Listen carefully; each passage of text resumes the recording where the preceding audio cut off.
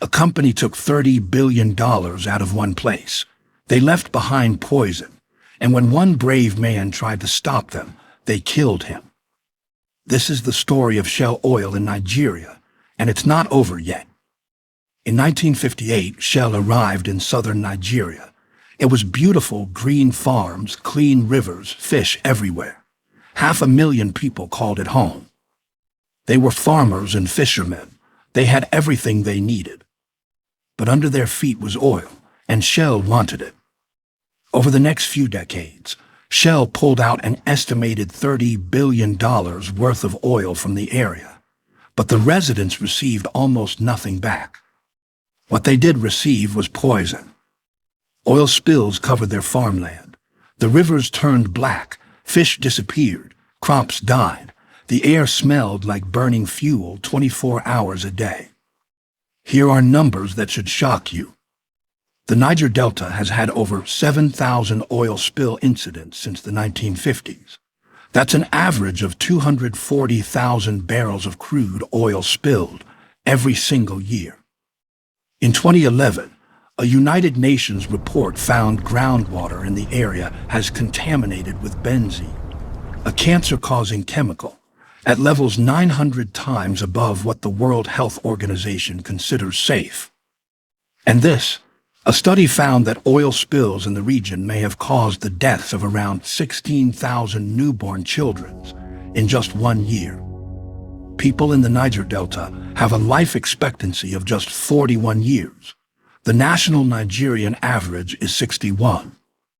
But Shell didn't just pollute, they went further. A person, his name was Saro-Wiwa, a writer, a father, a Nobel Prize nominee.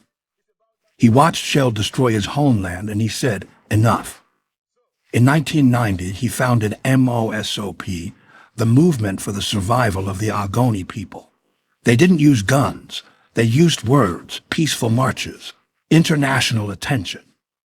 In January 1993, Ken gathered 300,000 Ogoni people, 2/3 of the entire population, in one peaceful march. It was one of the largest environmental protests Africa had ever seen. Shell felt threatened.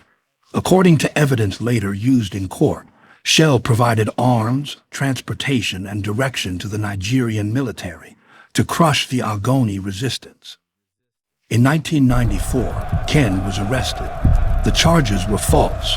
The tribunal that tried him violated every basic rule of justice. On November 10, 1995, Ken and 8 other activists were hanged. His last words were, "The struggle continues." Today, in 2026, Shell has sold its onshore assets and left Nigeria, but the damage remains. Oil still leaks.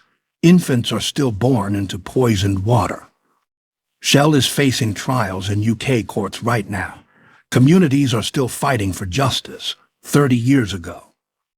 One man tried to warn the world. They silenced him, but his story is alive.